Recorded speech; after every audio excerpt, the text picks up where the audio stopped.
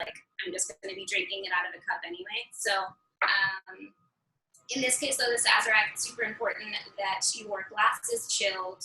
There's no ice. You make it all exactly as it should be in the glass. And then I also have a spray bottle of Herb Saint, which is an anisette. You can also have Pernod, which is a little bit sweeter, or absinthe, just something that you can rinse your glass with. I like to use mine in a spray bottle because then I don't waste any.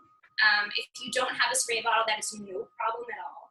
You're just going to end up pouring a little bit into your glass, swooshing it around and dumping it. We can go through that when the time comes. And then a lemon for zesting later, and a peeler. Should be everything. I'm going to grab some ice.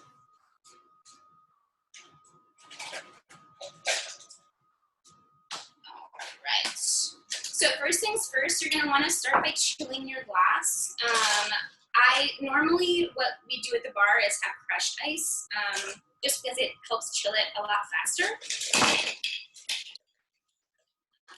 I don't feel like crushing stuff up, so we'll just give it a quick stir with some regular cubes and some water. So just pour some water in there.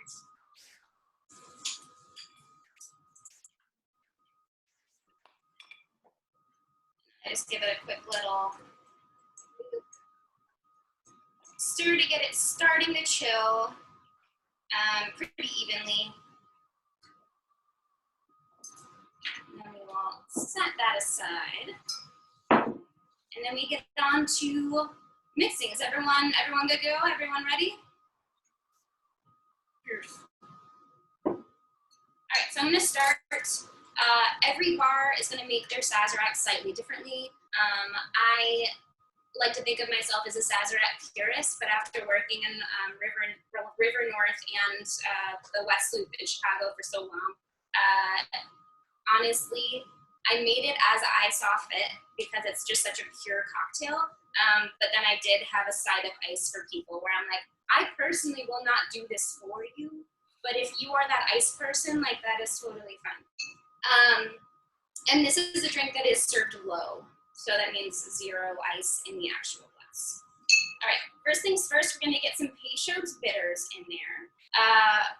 I like to go really heavy on the Peychaud's bitters. I'm gonna do about 5 dashes. And full dashes, super easy. Just let it flow. 3, 4, 5, which is pretty aggressive. I'm gonna stain my table. That sets in. All right, and then your Demerara sugar syrup. I like to do, with a 2-to-1 syrup, I would go just a little bit less than 1/4 ounce on this guy.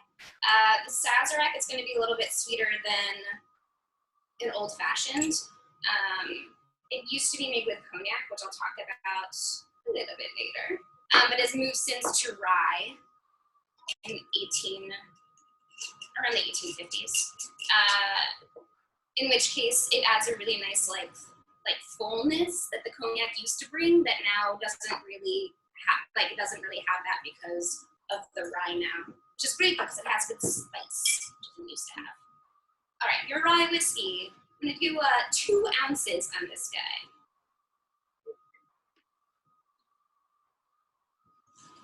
Pour that in. All right, simple enough. I'm gonna just add some ice.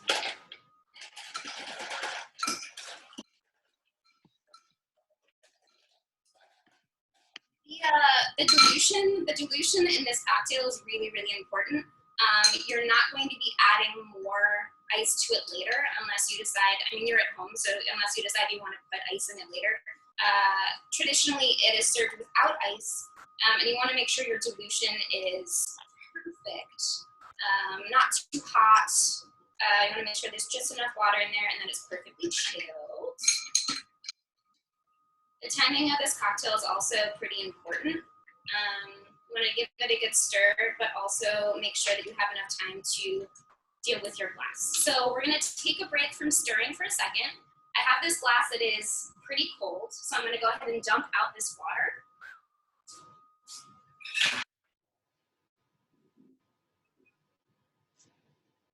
Chilled glass. All right, this is the point where you take your anisette out. Again, I have mine in a little spray bottle. So you can make folks it. Otherwise, you can just pour a little bit in. You'll give it a swirl, a little toss. And then I'm going to dump out the excess. The whole point of this is that this anisette is going to be, it's kind of like a garnish underneath the drink. You're going to get that scent coming through later, but it's super, super subtle. I don't know about you guys, but I personally hate anisettes. But I love the Sazerac because it's just like tiny little bit. Peychaud's has that like bright cherry flavor. It also has a little bit of anise in there as well, that comes through a lot more than like it does in Angostura. So yeah, a little bit longer. If you guys have straws around at the bar, we'll do it with straws. It's a little bit more clean. However, you can just take it straight from the. Sorry, have you added this? How much simple syrup is there? I do a little bit of, so it's a rich syrup, it's a 2-to-1. So with that, I use just a little bit less than a 1/4 ounce. How do you know when you're done stirring? Like, what are you tasting for? So when I'm tasting it, I'm checking the balance and making sure that there's not heat. If it's under diluted, you're gonna feel like heat in the back of your throat, like when you drink like straight spirits. You just want to make sure that that little fire in the back of your throat is no longer there, and then that nice velvety smooth texture that we're looking for. So mine is good to go. I would test yours out, make sure that you are at that point before you strain, and then I'm just going to strain it into our prepped glass. 0 ice again. And then I'm going to peel my lemon. Get a nice thick piece. It doesn't have to be really pretty. That's the other thing. If you only have a knife, you can cut a little coin too. It's not going to go inside the drink. Historically, they have different opinions on it. I think that like when Thomas Handy first recorded it, he talked about having a twist inside, but honestly, the really beautiful thing about your Sazerac is that in its glass right now, it should be the perfect thing. It shouldn't need any more dilution. It shouldn't need any more, really anything. And then you sip it, and as you sip it, this glass is gonna warm up, the liquid's gonna warm up, and it subtly changes, which is always like my favorite thing about it. And it only gets like more complex as everything kind of warms up. And everything's good. You take a good sniff. Get that good lemon going, a little bit of anise, take a little sip. Yum. And there's your Sazerac. Pretty easy, all together. Just takes a little bit more tools than, again, like making a Manhattan straight from the glass. Thank you. Cheers, guys. Any questions about the making? Cheers. I have a question. My syrup was in my fridge, and when I measured out my little less than a 1/4 ounce, it was very hard to pour. Do you keep yours at room temperature? I did keep mine at room temperature just because I made it today and it was just cooling. But honestly, like if there's still a little bit left in your jigger or if it's a little bit harder to work with, that's also totally fine. I guess I never really truly thought about it because at the bar it's warmer. Yeah, that measurement that Leah used, that scant 1/4 ounce, is about equivalent to what I call a fat bar spoon.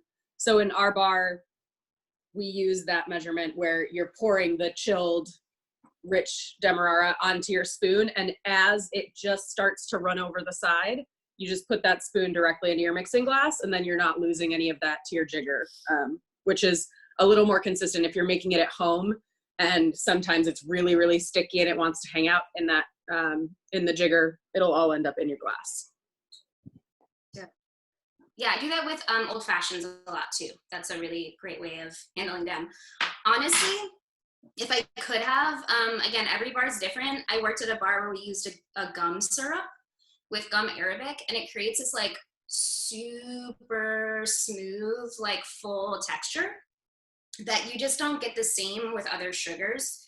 And it's really easy to make into a syrup. You just have to like prep the gum arabic. And I think that it's pretty easily, like if you go online and like Google it and see how to make a gum arabic syrup, but it comes as like little flakes. And then you can like hydrate them and then from then add sugar and cook. And it just creates a cool texture. But what we have is what we have. And it is delicious. All right, so I'm gonna go into a little bit of the history of the Sazerac. It's pretty rich in history. Hey, Leah, yeah. Before you do that, would you introduce yourself? Oh, sure. Hi. and your Venmo tag, please. Also, Leah, I'm making that into a t-shirt. What we have is all we have. Like, that's my new favorite saying ever. We have. I've been doing a couple other happy hours since quarantine started, and it's always like, whatever you have is fine. You want to use it with rum, that's fine. You want to make it with rye, that's cool. But anywho, so my name is Leah Schoenburg. Hi, everyone. And I am a bartender at the Dandy Crown in Chicago. We're super, super new, which is pretty poor timing as far as all of this goes. We opened up in about December. And then I was also working with Chio with Cocktail Spirits up until quarantine happened. So I've been living in Chicago for about almost 13 years, I think. Went to art school, and then I was about to have to move back home and with my parents because I was just like super, super broke. And then worked at a bar called Marble as a patio server to stay in the city, which is now known as Best Intentions. So I ended up getting hired by this bar, and then they changed owners right away, and it happened to be the Marty brothers, who now own Best Intentions, and everyone was let go, kind of except for me and one other person. So that was like the beginning of my cocktail history of just like learning as much as I could from working in like a more of like a Labatt Blue for $2 draft, like patio bar, to like, this is how you make a proper old fashioned, here's how you peel zest type of situation. So that's pretty fun facts. Yeah, one thing I always want to at a handful of other bars. Drinking Bird, the Loyalist was one of my favorite all-time bars. Yeah. Ava in the West Loop, and then the Dandy Crown that I work at now. So queen of opening bars. And then thank you, Douglas, for putting this all on, by the way. I really, really appreciate being able to be part of this happy hour for you today and making this Sazerac for you all. So when I was researching the Sazerac, which like, I'm a huge fan of all of that. I have all the books.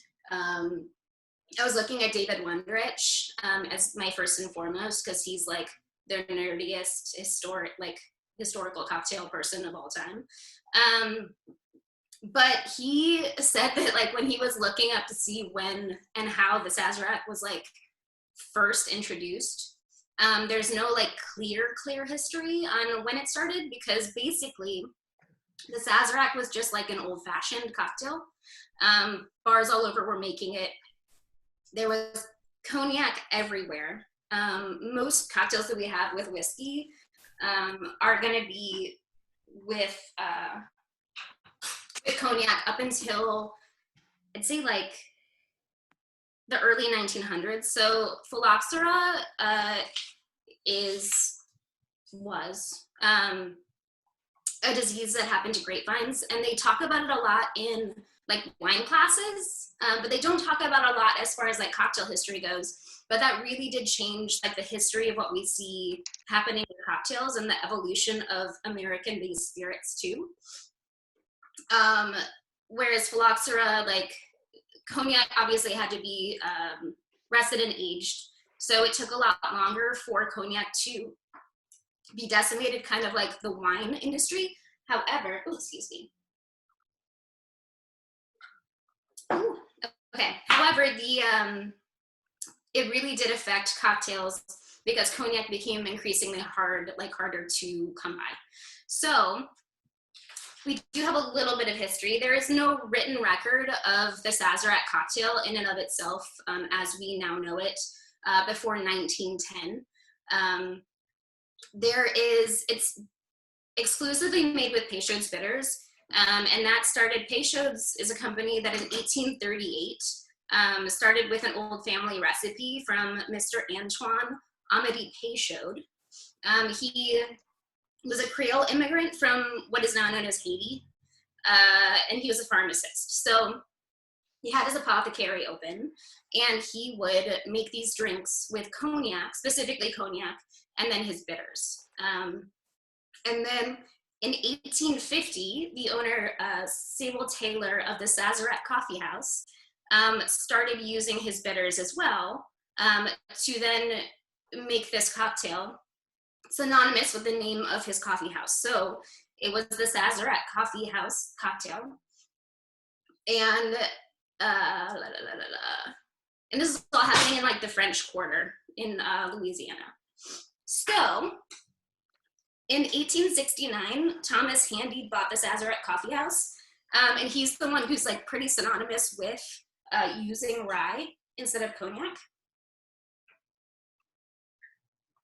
And he, and in 1873, he also bought the exclusive rights to Peychaud's bitters. So that in and of itself became kind of the start of the Sazerac as we now know it. And all of that was because of the phylloxera, so that the rye was the main base, which now is how they make it in Louisiana to this day. Let's see.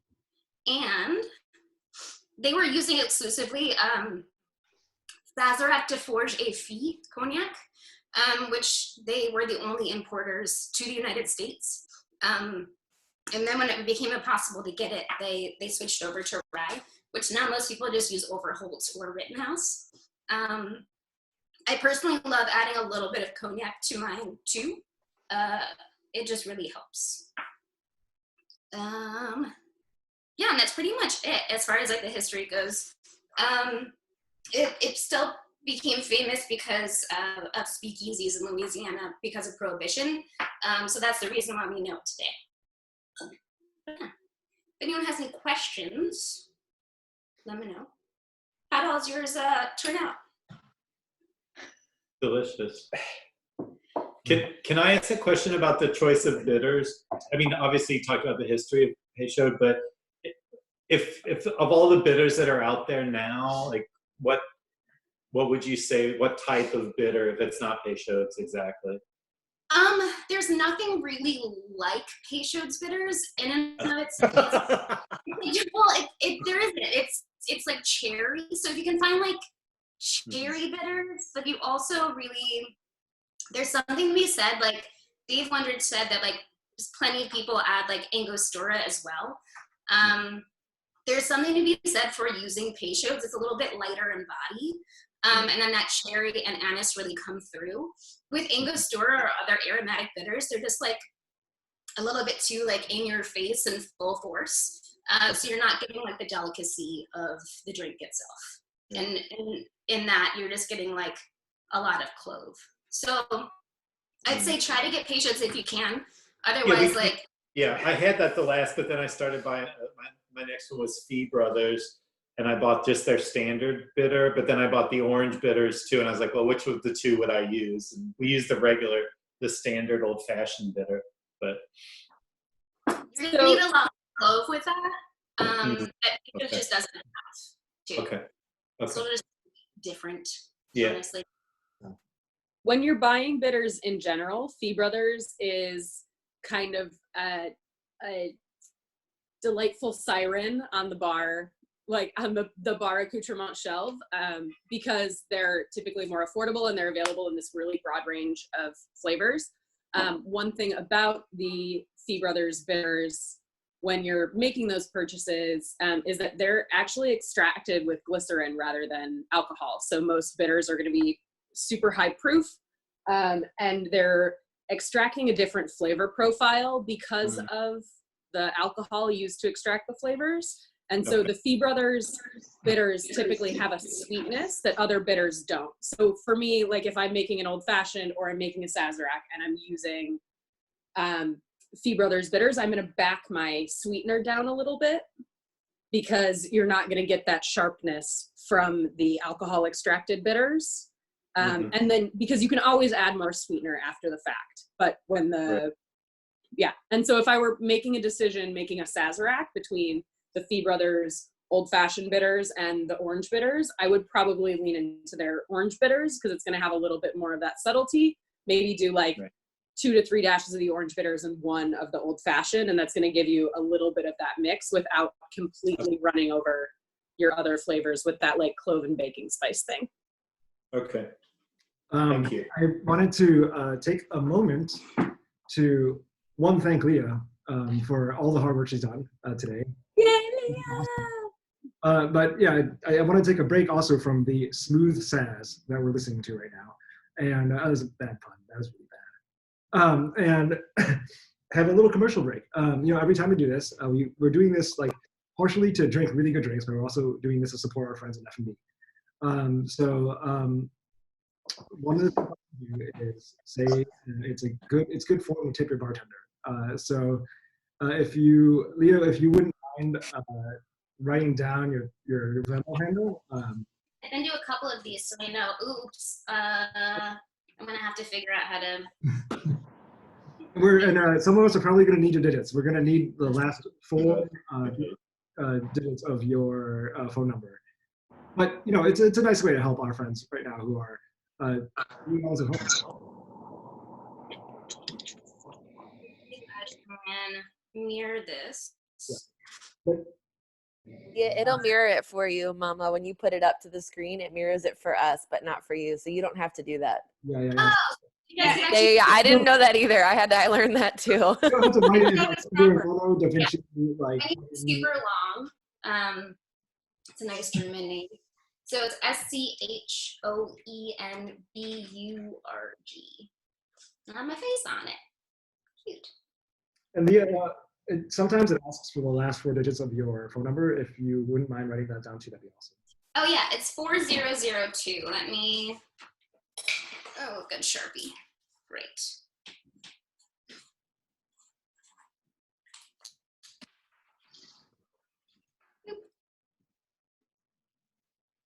Awesome. Thank you. Thank you. I also want to take a moment to a couple things. One is I see some new faces here, so like if you guys are like not scared to be put on the spot, if you guys would everyone to just introduce yourself just a little bit, and then after that I'm going to call out our F&B folks just to say hi, and then I'll talk about next week. And then after that we can keep on drinking and also keep on listening. Laura's here. I am here, and I have Diana who's hanging out on my lap. I'm Leah's grandma mentor. And girl, you totally crushed it. Absolutely crushed it with the Sazerac. Just recently I made a Sazerac for Dave Wondrich, and he goes, "You need to fill the jigger longer." And I was like, oh my god. And I was like, I prolapsed. You made a Sazerac for Dave Wondrich? That's insane. Yeah, with his antique bar tools. And he was like, "You need to fill the jigger more." And I was like, yeah, bruh, I'm totally freaking out right now. It's like writing a speech for Obama. Like, oh my god. Yeah, a little bit. But I mean, the thing about the Sazerac is that there's such, and Leah, I think that you absolutely nailed it, that the history of it is so ambiguous, and do you make it with cognac? Do you make it with rye? Dale DeGroff wrote that it was a split base. And then he admits, he's like, I just did that because I thought it tasted good. There's no real history in that. But on one hand, that's incredibly freeing because you can make the cocktail how you want it to be made for yourself, especially if you're making at home. And I think that, Leah, you captured that absolutely beautifully. Now my cat's getting into my garbage, but yeah. She's about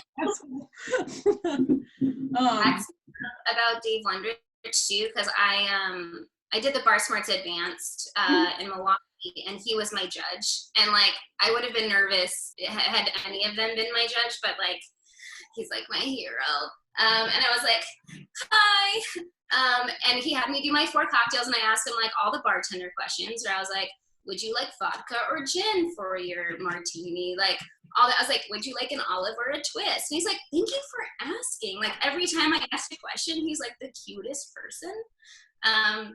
He's like, oh, thank you. And I was making it, and I like freaked out, and I made something wrong, and he's like, it's okay. Oh. It's okay. Oh, for sure. Like, okay, for full disclosure, when I made him the Sazerac, it was like I was doing the Bar 5 day, and it was this like sort of like experiential table switch that you were able to use old school tools. But he was also my proctor for my practical, and he was absolutely wonderful. His you call it was a Geneva old fashioned, and I was like, all right, weirdo, I'll make that for you. But you know, after I passed, he kept asking like, where does she work? And I'm like, literally nowhere, like nowhere and everywhere, you know, but he's wonderful. And for folks at home who are like here to learn about cocktails, like reading his books, I think is a very valuable thing, because like Leah nailed it with the history of the whole thing. It's really interesting. Referencing is, I feel like I'm just like his poster child, and I'm like, get his book, but it's Imbibe, and he basically took, oh shoot, now my brain is turning off. Jerry Thomas. So Jerry Thomas wrote a book. It is super old school. It's even more old school than the Savoy cocktail book, where it's like a small wine glass full of this, and you're like, what does that mean? And he actually took a lot of the recipes and modernized them, and then was able to talk about the history with each cocktail, and then what it meant in that whole book. So kind of like brought it to the modern drinker, which is pretty cool. Pre-prohibition stuff. Yeah. Say again the name of the book and the author, please. Imbibe, from David Wondrich. Oh, I'm gonna really close. And David Wondrich is like a professor of history. So he is probably one of the most prominent historians when it comes to like actual, like not just like private sector stuff, but academia around cocktail history. And all of history can be really traced through cocktail and through drinking culture as well. So it's pretty cool, and he's definitely someone to follow. It's interesting to talk to him now about stuff, because I'm like, what do you think this is going to be reflected in history? And he's like, I don't know, let's wait till it becomes history. And I'm like, okay, bro. That's so cute. He also doesn't understand that he's famous, which is also really endearing to him. He's like, I don't know, I was in a band. And you're like, what? You're such a cute little mouse of an old man. I run into him in our neighborhood walking the dog occasionally, and I am always torn by like totally wanting to fangirl and be like, oh my God, it's Dave Wondrich, and being like, no, he's just getting his coffee and I should leave him alone. Oh, he's so sweet. I love him. Who else is joining us for the first time? Giannis is here. Yeah, this degenerate. Well, welcome, guys. I mean, like, I'll do a little blurb about what we do. So every Friday we have a little bit of a drink together. We kind of feature a pro researching a drink. We make a drink together. We drink that drink together, and then we hang out for a little while. And it's always a huge blessing every time to have, you know, folks who are in the game talk about the game. Because I know, like, even when we're at like our favorite bars, most of the time we don't get to talk too much about it because like they're busy. So we're really glad you guys to join us tonight. And a quick preview for next week's is we are going to have Amy back again. So we had Amy with us for one of our very first one featuring a pro. What? Where we made a delicious Japanese highballs, and I know I've drank about 50 of them between now and then. And next week, I know some of you guys have been asking me like, hey, I've got so many eggs, I don't know what to do. I'm trying to get my protein on, you know. So we're gonna work on our protein shakes next week. We're gonna dive into the land of flips, which are, you know, cocktails made with eggs, like whole eggs. Whole egg. They're my favorite cocktails. I'm so excited. Yeah, and like I don't know how many of you guys have had like like often drink flips, like because I know like the idea of having like a little protein in cocktails like a little scary, it's a little scurry, but like no, they're delicious, they're awesome, and they're wonderful. So next week we're going to explore that with Amy, and I'm super excited for that as well. Like breakfast, lunch, and dinner. Exactly. Can you just not call them protein shakes? Gross. Yeah, how to get jacked and get drunk at the same time. The last thing I want to do before we move on to more questions, just hanging out in general, is if you are a person in F&B and hospitality, like would you introduce yourself and say where you work? Because the one thing I want to do, like I really enjoy these times tonight, right?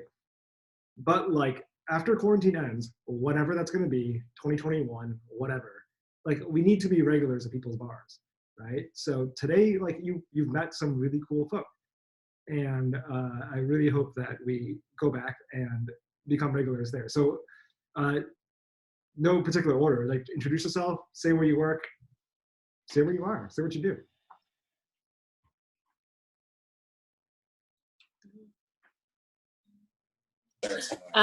So I think Laura Green has introduced herself. Y'all know Amy Probasco. For those of you who are new here, you may not know me. I think everybody else does. I'm Cameron Shaw. I'm New York City based. I'm currently laid off from the rooftop bar, The Lookup, and hotel lobby bar, Lot 15. And I also do beverage for the Black Tap Group. I lived in Chicago for about 6 years. Doug and Jeannie and Kurt and Bettina and my partner who you saw briefly, Pete, were all regulars of mine at Charcoal Bar back in the day. I don't understand that Pete was charmed by your Sazerac. That was the reason why. What? From what I understand, the thing that Pete used to order all the time was the Sazerac. Oh yeah, Pete's a Sazerac guy, and the real miracle of our relationship is that the first time Pete ordered a Sazerac from me, he told me how to make it, and we're still together 5 years later. That is a miracle. I've recovered so much since that moment. And I've learned so much through this entire process. So I'd just like to apologize to everyone.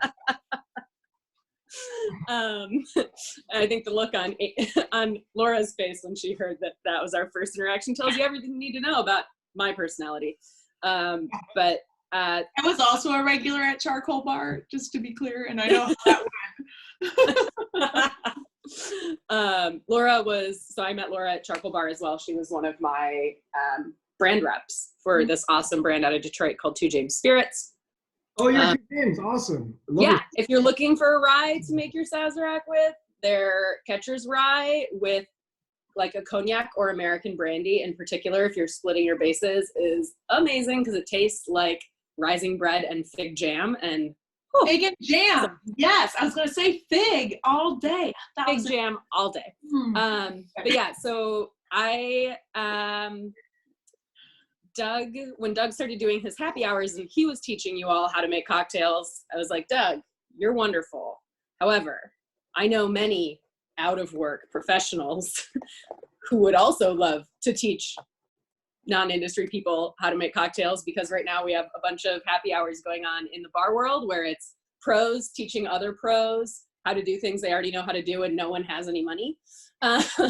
So when we're talking about, like replacing a little bit of income, getting folks like Leah and Amy in touch with folks like you was something that was an awesome opportunity. So thank you all for being here. You're super awesome and great. And show up next week because Amy's a boss. Boss. All right, who's next? F&B folks. I think if they already know Amy, that's everybody that I can see. Are there any other hospitals? Oh no. Wait, isn't John here? Wait. Someone in the middle is raising their hand. So I'm another Amy, by the way. Perfect. Oh my God, great. I go by like Amy Bird Lou on Facebook. I was working at Mondano. I live in Chicago. I was working at Mondano, which was a brand new restaurant. So Leah, I feel you on the new restaurant thing, or like the new establishment. But it was the old chef of Quixote opened up Mondano. So they had only been open for about a month before the whole quarantine thing happened. So hopefully they come back. I also was spending one night a week at Rocking Horse in Logan Square, slinging some beers and shots. But like most I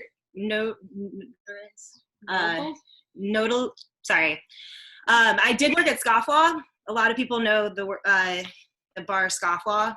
So that was kind of like the more famous bar I worked at. But, yeah. And I'm just a Muggle friend. But Mondano was beautiful, and like Laura Kelton and the entire team really built out something. I was just gonna ask. That's LK's. Okay. Yeah, that was LK. Well, it's LK, but like, you know. I just want to say it was the best job I've ever had. And also like the acuity to social issues that entire management team really honed in on is really impressive. And I really hope that restaurant reopens, and I'm excited that it might. I don't know. Like, nobody knows. What she's talking about with the social things is everyone who got hired had to agree that there was no complaining. You weren't allowed to complain. If you had something that you wanted to complain about, you had to come up with a way to fix it. And you could go to management. Management was so open to everybody talking to them, which I think was pretty cool. So it was a pooled house. Everybody helped everyone. And it was just like such a great, like I've never worked in a culture that was just so positive and building everybody up. And like, I really hope restaurants can start moving towards that. I've definitely seen like Laura and Trista Baker, who is like our general manager. They started a group that really focuses on that. And I just, they better come back, because I'd be very sad if they don't. Yeah, what's the name of the restaurant again, and where was it located? Mondano. So it was in Lincoln Park, like Lincoln Park East. Gotcha. Beautiful space. I mean, if it like patio, it's gonna have a huge patio, hypothetically. So, yeah. But yeah, this is really fun. Leah, you did a great job. Thank you. And it's all like oddly full circle for me in this happy hour, because I just recently was in speed rack with Amy Birdloo, who helped me study in between them calling out stage and like prelims. So that was pretty cute. And that's how I first met Cameron Shaw. Was on speed rack together and didn't get in. We got to hang out on the floor together, and that was the best. Does anybody want to talk about what speed rack is? Because I think most of the people here don't know what that is. Sure. So speed rack is a yearly event. They do regionals first, so they do like the Midwest, Northeast, South, Southeast, Southwest, and West, right? Do they do less than that? Anyway, and then the Midwest. So we were in the Midwest. And Speed Rack is an all-female speed bartending competition. Emphasis on craft as well, but like super emphasis on speed. And then all the proceeds go towards the foundation that they choose every year to support breast cancer research. They sell tickets. It's really great. This year I think we sold out in pre-sales, and then they had to like stop people from coming in. So that's like the biggest one I think that's ever happened was this year. And it's two bartenders go head to head to see who can make 4 cocktails simultaneously the fastest. And then each one gets judged accordingly. So it's pretty nerve-wracking. And then they have prelims. This year we had, I think, 32 women participating in preliminaries. We had like hundreds of submissions, and 32 of us got into prelims. We had to do 4 drinks as fast as possible, as close to a minute or under as you can. And then they call out the top 8 based on your times with that. So it's insane. And then once regionals happen, they used to be in New York, the nationals, and now they're in Chicago. That happens once a year, which should have been happening right now, right? Right now, like 2 days ago. 3 days ago. And Speed Rack is a super cool thing for Chicago specifically, I think, because it started in New York with two amazing bartenders here, Lynette Marrero and Ivy Mix. Lynette is the beverage director for Llama Inn and the Llama Group. And Ivy Mix is the owner-operator of Leyenda here. She worked at Clover Club for years. She's a wonderfully talented bartender. And this is one of those things that Chicago picked up and just flippin' slays at it. Like, dominates. And I think it really like started to pick up with a bartender who's a good friend of all of ours, Moni Bunny, who I have never seen anyone more just like murder face tactical as Moni Bunny. The season that she won was the year that Leah and I didn't make the stage, and there was an error in the Excel spreadsheet that tabulated people's scores coming out of preliminaries, and she didn't make the stage according to the spreadsheet. And Ivy was like, something's wrong. I've never seen anyone make cocktails that fast. But she just steps up, she sets her rail, she marks every single movement that she's going to make, and then she crushes it.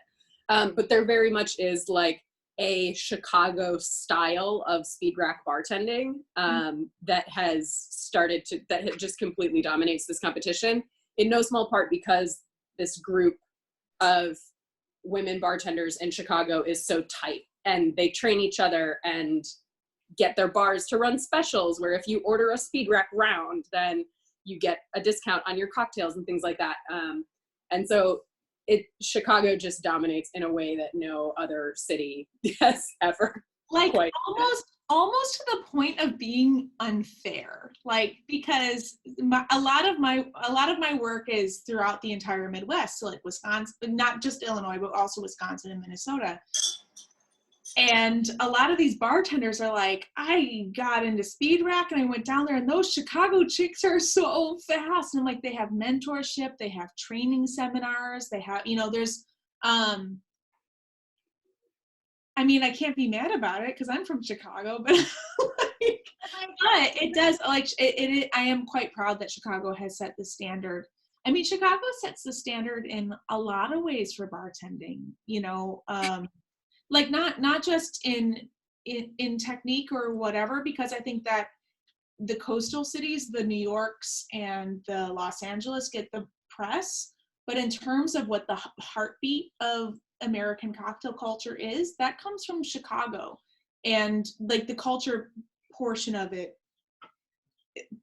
for the most part, like we are the compassionate, we are quite diverse. It's a good city to learn about cocktailing and food, like not because food and cocktails definitely go hand in hand as well. So with Speed Rack, the nationals used to be held in New York, but they moved it to Chicago a few years ago, right? 2 or 3 years ago, because the turnout was predominantly Chicago bartenders flying from Chicago to New York. It was like more than half of the attendees. So they just decided to fill up Chicago instead. Chicago goes harder. And we had more people come when it was in Chicago versus New York, because not all of us could like fly off of work. Like, I couldn't go that time because my boss was going. So, Also, it helps that James Beard Awards. Yeah. Weekend. So that was one thing one of our mayors did very well, is he shoot in the James Beard Awards to be in Chicago, which is pretty dope. But this past year, so this year, the second place for Speed Rack in Midwest was Jessie Pollock, and she's from Minneapolis, which is like a really big deal that someone not from Chicago made it that far on stage.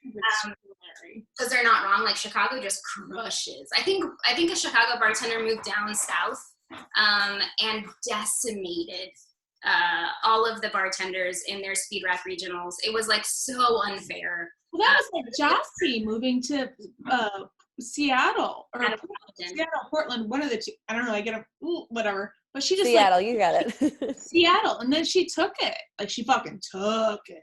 I mean, she was amazing anyway. Like she was Yeah. to in Chicago, but like, I mean, she did at one point. But honestly, like, everyone just bartends at a different speed in Chicago. Like, it's murderous. It is so crazy.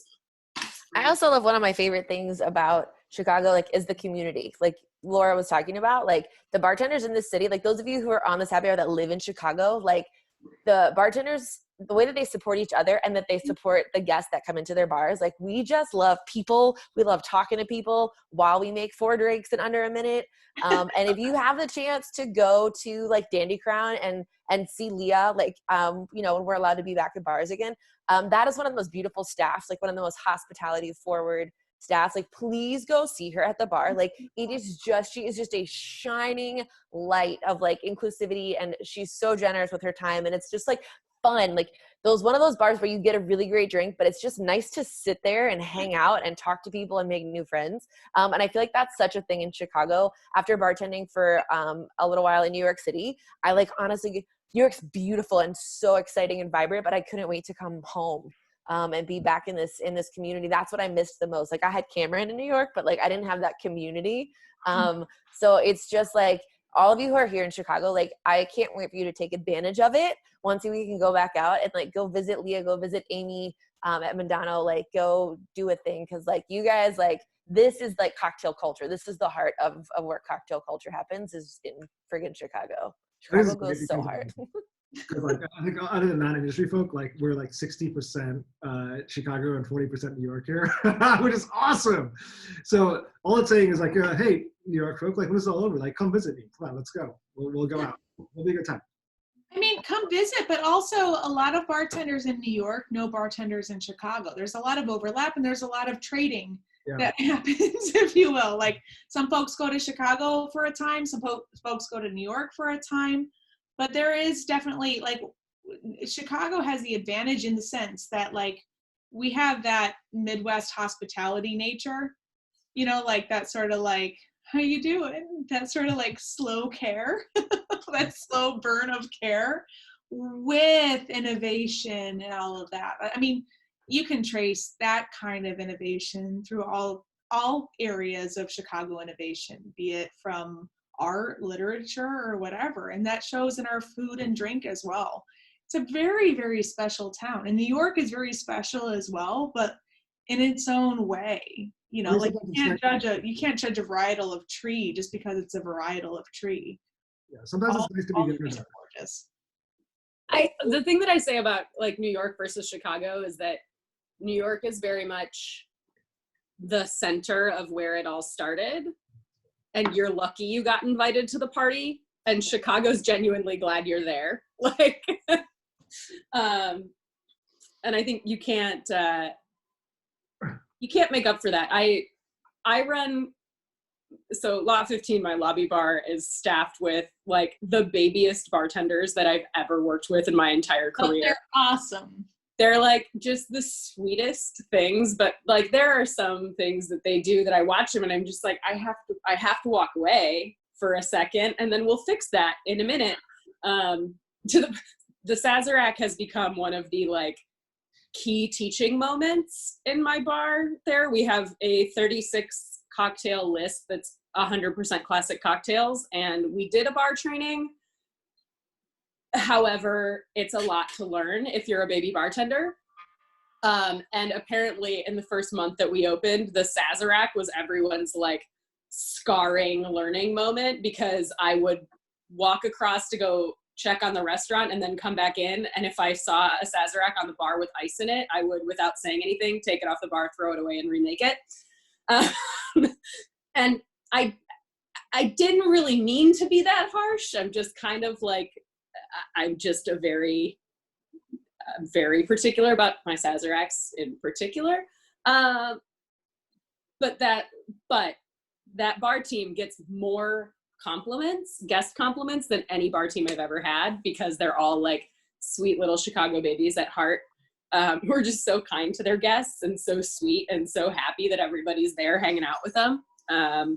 And it's been really interesting, like seeing that dynamic in New York specifically, and people just so happy to love up on other people. It's a lot of fun. It's so sweet because even like in the West Loop, like I had a guest that I talked through. They wanted a dealer's choice, which doesn't always have to mean something you made up right then. Like, why not flip through some classics?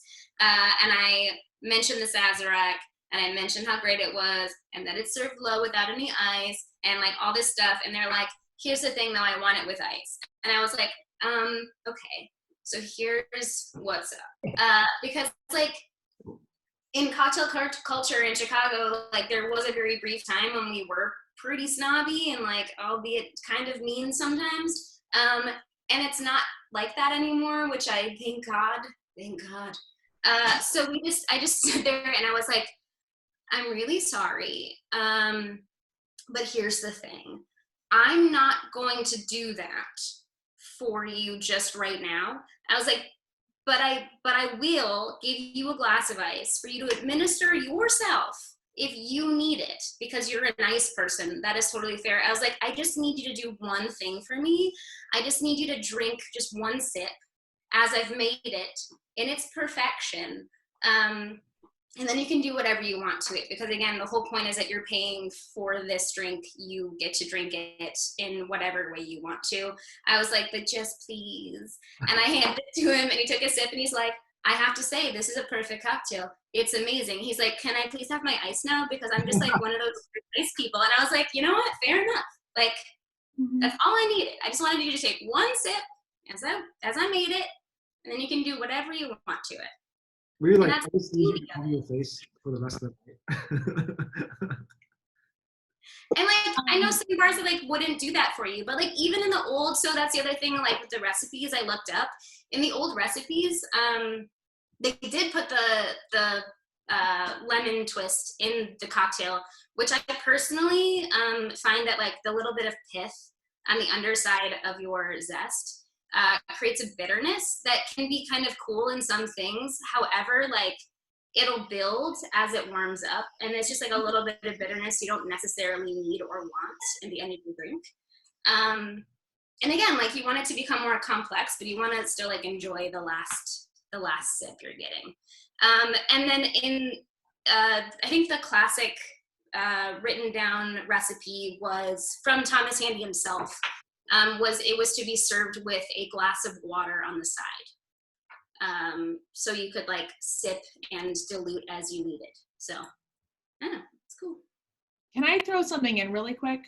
Mm-hmm. So I was just in London. I almost got stuck in Europe when the whole like COVID thing like really came in. I was like, oh, am I gonna get home? And I did. But I was just in London and a friend of mine gave me this little like 60 milliliter bottle of a Scottish whiskey that was proofed to 35. Yeah. And I was like, what the fuck is this? And he took me through, he's like, this is very, very vintage. And he goes, there was a whole phase of history where there was a lot of Scotch whiskey and a lot of American whiskeys that were proofed to 35, not to 40 or above, right? And I was a little like blown away. And I was like, we can't legally call this whiskey. He goes, but this was called whiskey at one point. So when we look at the history of people drinking, there might have been a lot of whiskeys that came in at 35 as opposed to 40 or 46 or even sometimes 50. So when you stir your cocktails or when you shake your cocktails, you're implementing water and you're implementing air, certainly. But as you pull more water into the cocktail, you're proofing down that spirit more and more. So there was also a very strong likelihood that in the 1910s, 1920s, or 1670s, 80s, or whatever, they were using whiskeys that weren't at 40%. So they're stirring water in, and it's a much like less, much less proof in the alcohol. So it's more water than anything. So what we are interpreting as the current Sazerac is we're trying to make it as close to what the original was, but it wasn't necessarily that. even our idea of what scotch is now, just by this little 60 milliliter bottle that my friend gave to me, I was like blown away. So ultimately, what matters is, first and foremost, the relationship between the bar person and the guest, that trust is there to build something beautiful for them and what they're going to love. But then also what that person is going to enjoy. Like, I can have feelings about what they're drinking. If they want to drink, like, I don't know, like a beautiful scotch and like bright red maraschino cherry juice, like, do you, bro? But at the same time, like, the job of the person within the hospitality context is to create a wonderful experience for the guest. And that also, though, I have to stress, includes the guest having trust in the hospitality professional to give them the most wonderful experience possible, which I think is why Zooms like this are so important. And like, learning from people like you, Leah, is like so extraordinary. Because she knows what's up. She knows what's up. And I'm so proud. The really cute thing that I learned also when I was researching all this is that Thomas Handy started bottling Sazeracs, which, like, yeah. So there's a record of it from, I think, like, before 1920 for sure. I think there was like 1906 on the bottle, but they don't know like when it stopped or when it started. But yeah, Thomas Handy was like quite the entrepreneur. So I always think of like bottled cocktail, like Craft House and all of that, where I'm like, wow, that's so cool and new and like shelves and ready made and like good ingredients. But like, no, they were doing it. They were already doing it. They're just like pretty cool. The FDA like approved it and everything. So wow. I was moving towards at least having ready bought cocktails, right? That's like a petition that's going through. Yes. Yeah. Happening. Keep an eye out for that, so you can support bars right now that are only cocktail bars, because restaurants could at least pivot to do takeout. A lot of bars do that. So once that happens, I'm like, cool, all my money is going to go towards that. Yeah, cocktails. That's the petition for that. If you are in New York, you can support your local bars in that way. There are a handful of cocktail-focused places that are doing carry-out cocktails. Clover Club, Attaboy, where else is Hunky Dory in Crown Heights is doing an awesome Sunday cocktail carry-out thing. Dante, patent pending. Oh yeah, Dante does to go Garibaldi's, which like if you need a bike ride in Garibaldi, that is that's a good day. And if you're in Illinois, write your local congressperson, because like there are a lot of local and small distilleries. Like one of them is in view in Leah's kitchen right now with Blind Tiger with Chicago Distilling. Like these are distilleries that rely on on-premise business. And not speaking specifically to Chicago Distilling, but a lot of them in general, like there are going to be a lot of distilleries that are innovating in very small local ways that are not going to make it through right now. So the more that we can support them, the better. Like if you're at your local Binny's or independent retailer or whatever that is, and you see something that you don't recognize, pick it up, like, because we need them to survive right now, the same way we need independent restaurants to survive. So yeah, that definitely matters too. But if you want to see to-go cocktails in the state of Illinois, write your local representative. Give Governor Pritzker a call. Be like, yo, I mean, there's sources that say that's going to happen on Monday, but if it doesn't, like, we need to make that happen. There's jobs at potential jobs at I'm losing my words. Anyway, yeah, your representative. Thanks, guys. I wanted to give a moment for all our non-F&B folk to just say hi and ask any questions. And like, as always, I just want to see how's everyone living? Like, this is day 50 something. Who knows? Yeah, I see a lot of mouth faces. Hey, way too many out of way too many. How you guys surviving? What's bringing you through the week? What day of week is it?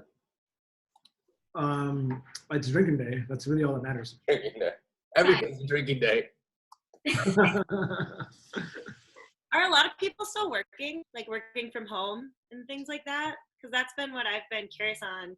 Like my roommate works from home, and he said it's just like so much harder for him because he sleeps in his room, works from his room, or whatever. So like, has it been hard to like stay focused at home? I'm very curious on.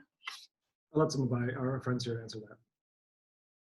I've had up weeks and down weeks. Some are great. I can just like work and get a bunch done and be like less distracted than usual. And others, I just feel like I can't think, I can't concentrate. It's weird. I don't normally have concentration issues, but I think something about being home is just not very good for my mood. Well, I mean, we all know that. Same with me. Like some days it's like pretty early on. I'm like, well, you know, I'm done and I'm home. I could just like, my couch is right here. I could just sit right there. Other days I'm like, you know, it's like 9 p.m. and I'm still working, and it's like I'm getting work done. There's no separation. There's no like, oh, this is when I need to go home and stop working. Mm-hmm. It's like, oh, I'm getting stuff done. I'll just keep going. And I guess those two balance out.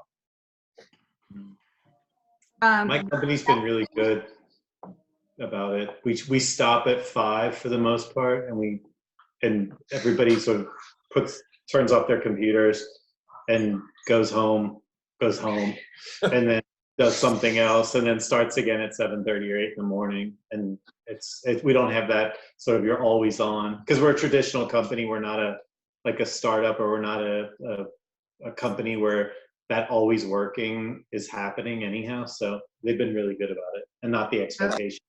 Does anybody have tools? Like I have a friend who like commutes, right? She'll like get out of her house and like walk around for like a mile, and then like come back to her house, and then she's like, okay, now I'm starting my birthday. No. It's all about routines and rituals. I think just, kind of making the distinction between private time, having breakfast, not checking the computer, and then going to the office space and doing the same at night, kind of like making it a little bit of a ritual, at least. And there's the cat. Hello, cat. The cat ritual. Hi, baby. Hello. He has something to say. Like, I like that ritual, right? What's up, buddy? Yeah, Yeah, no, it's some weeks are better than others. I totally agree with that. And turning off the news cycle during the day, that has helped me tremendously. I was the first week with that, ding, ding, ding, I was losing my shit. So now no news during the work hours.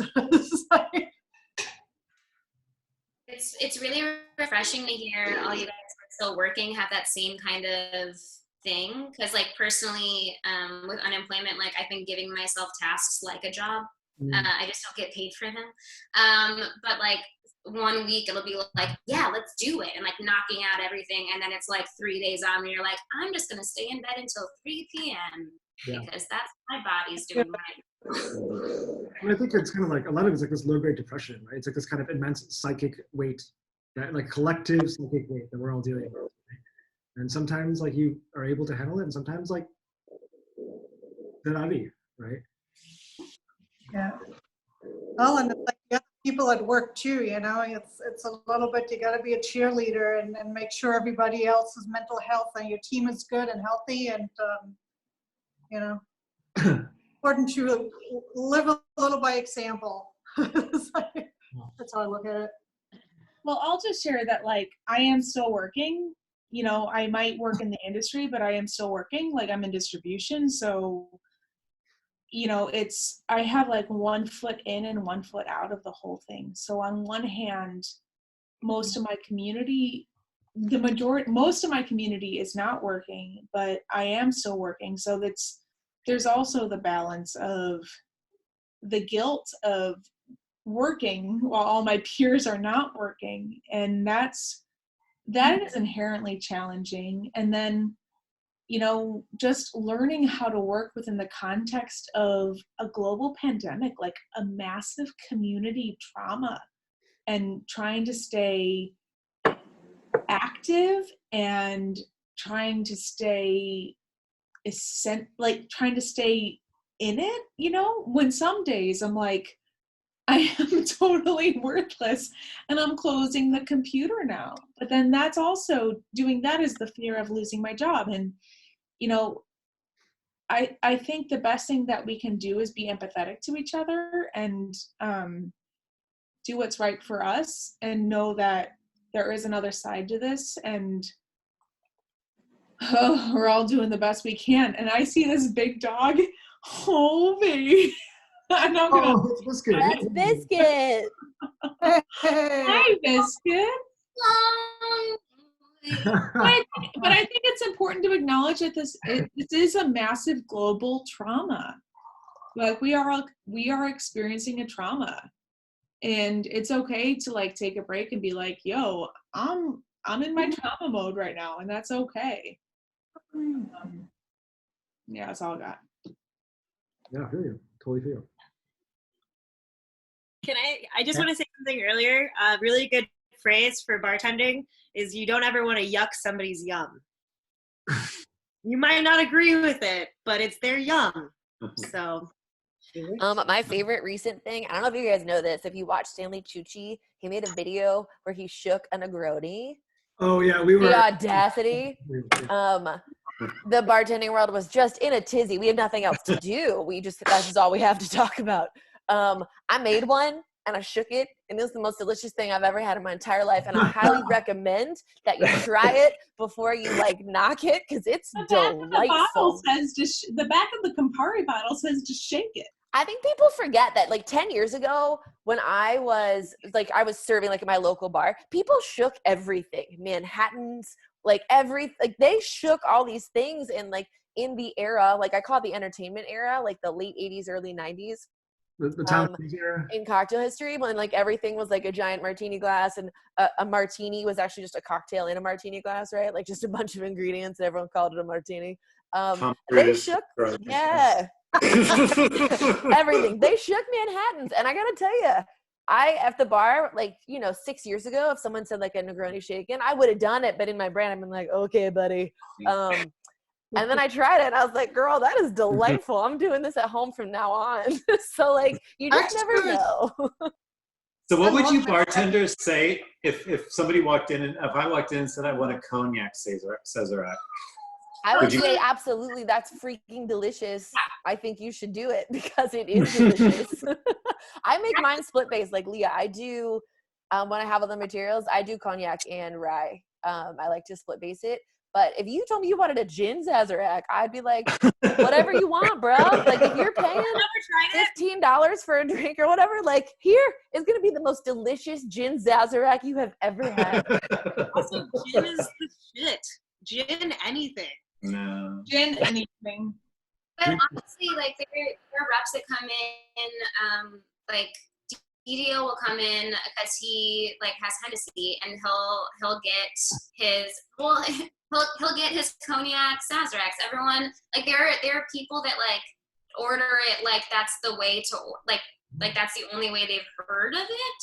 And sometimes a server will ring in something in the service well, and they'll be like, Pierre Caron's cognac Sazerac, and I'm like, did they order it this way, or did you make that decision for them? Because again, it's delicious. I just want to make sure that they know what they're getting, because it's a drastically different cocktail. It's just so much rounder. I personally love doing the split base because I've talked about this before, but rye and cognac together as a split base, they fill each other out to make one superhero of a spirit. You get this beautiful fruity roundness from cognac, And then rye can sometimes be a little bit thin, not all ryes, but like Rittenhouse is a great example. It's just like, it's high proof, it's real spicy, but it's a little bit thinner of a spirit. And when you split base that, it just like rounds it out, and then it gives a little bit of edge it doesn't normally have. So. Well, and Leah, if you think about the American palate, which is very rooted in wood, right? So like you have like heavy wooded bourbons, heavy wooded ryes. You move over to cognac, which is also a wooded distilled product, but a different kind of wood. The tannic structure is very different, and it's often a little bit softer. The size of the barrel is a little bit different, but it's very easy to coerce a bourbon drinker into a cognac drinker because you have a sweetness there, not from the wood, like not from, sorry, my cat. So you have a distillate in bourbon that's primarily corn. Corn is very, very sweet. And then you have a distillate in cognac that is grape, which is also inherently very, very sweet. So you have two parallels already. And then you have two different wood structures that are tannic, but in very different ways. But these things should be very easily translatable, that if you like bourbon, you should also like cognac. But people get so attached to labels and bourbon whiskey and whiskey that when we say cognac, they're like, no, that's not for me. Well, that is actually most definitely probably for you, you know? And the beautiful thing about mixing rye, which is a very high spiced spirit, with cognac is that you have spice coming in with sweet. So then that emulates that high rye bourbon whiskey that so many people are gravitating towards right now. Basil Hayden is one of them, you know? So it makes sense that people are going to like cognac, but it's those labels that they shy away from because it's tied into their identity and all of those different things. So that I encourage you to try a lot of things. Yeah. Yeah, please make it. It's super great. I know that there's a recipe where they're like, try a drier cognac instead of something like Courvoisier. And I was like, who's using Courvoisier nowadays? But also like fair, super fair. Because everyone, when I mention like cognac cocktails, everyone's like, well, that's really sweet. And I'm like, no, it's just like fruity. It's just a little different than what you're used to. Because like cognac, I think in like the 80s and 90s had a very different style than it does now. Ooh, speaking on that, so Amy mentioned that the martini is like just the word for cocktail for a lot of people. We all think that came from the 90s too, but that also in my research popped up with those bottled cocktails that Andy was doing. It was mentioned that it was a martini of sorts. So again, one of those weird like pre-prohibition things that we cover. I wonder what the ratio is for that, like the bottled one. I mean, like some of my friends and I have been drinking 50/50s, which are delightful. Yes. 50/50s all day. Yeah, which is like, it's like blasphemy, right? To anyone who's like, oh, James Bond. I mean, James Bond is blasphemy, but like still like. Well, but James Bond, okay, so that whole recipe was written to highlight how little he knew about being a spy in that era. Because let's talk about it. Yes, go. He ordered his cocktail wrong. So the way that he ordered his cocktail was to highlight how little he knew about operating in the world, that he was all kinds of wrong. And then somehow that became people adopting, being like, that's how you make a martini. It's like, no, that's not. The idea was that's not how you make the martini. Right. Little did Ian Fleming know he was ruining martinis for the next. Yeah, but like the way that Ian Fleming wrote it was no, he's haunted. Yeah, that was the point. It's like that he was a blood instrument, right? So that like, yeah, of course you're gonna order a martini shaken because like you have no idea what the fuck you're talking about, right? Exactly, because he was a little itty bitty baby spy. He had no idea what was up. I tell people that all the time. He had to specify shaken because that's not what they did. Like he wouldn't have had to specify if he just ordered it. He specified it because it was wrong. You know, maybe one of these days, like we're gonna have to do a martini one. Although, like, that's gonna be like You should. because like after that, like if you pour it in the right glass, like two's fine, right? But like. Pour it in any glass. Who cares? I'll be like down the head. Also, if you guys don't know, a 50-50 martini. So martinis have dry vermouth in them. So usually I would say now it's like a scant. My mom always, she'd be like a whisper of vermouth, right? So it's usually a larger portion of your gin or vodka. But a 50-50 is equal parts of the dry vermouth and the base spirit. So when people say a 50-50, that's what they're talking about. It's bold. It's also fucking delicious. And So good. And there was a long time where like a lot of bars and people at home weren't carefully like caring for their vermouth. And vermouth is like, I mean, it is a wine, right? So like if you leave your Chardonnay out on the table and then try to drink it a month later, like after it's been opened, yo, that's some gnarly shit, right? And that's the same thing for vermouth. Like this is wine, and certainly it's been fortified with a distillate, so it can last a little bit longer. But like, even if you have a little bottle of Martini and Rossi that's been on your countertop for 3 months but opened, it's gonna go bad, and it's not gonna taste good. It's gonna be skunky. It's not good. So that when you mix it with your martini, you're like, oh, that's gross. I don't like vermouth, and that's not necessarily how it goes. If you have a fresh, beautiful, cared for vermouth, the same way as how you care for your wine, and you mix that into a martini, that's when you get that like integration of the gin and the vermouth, and they're coming together in the botanicals, and you're just like, and that's when you can mix it 50-50 so that it's not such a high proof cocktail that it's fucked up every single time you drink it. You're at an appropriate ABV. Feel me? So put your hold on. You gotta say something for when you do the martini class. You should do a martini class. Doug, I will do a martini class for the Undocky Workers Fund. Do it. All right. How long is vermouth good for? Oh, we've got Cameron on the docket. How long is vermouth good for? It depends on the ABV of the vermouth. Some of them are up to like 20%. Others are as low as 13% ABV. I would say opened and in the refrigerator, max, you're looking at a month. Okay. So drink up, folks. I will say too, though, like I've had vermouth in my fridge for like 5 or 6. When she says it goes bad, it's not harmful to your body, but it loses a lot of its shine. So like it's got all these really beautiful like notes and like layers to it, and it's just like this really like lively spirit, and it just kind of like goes a little dull, like it loses its sparkle. So like you can drink it, it just won't be as lovely. It's like, okay, fine. The other thing I would say for those of you at home is that you're not opening the things in your fridge as frequently as we are in a bar, which means that— Or at home.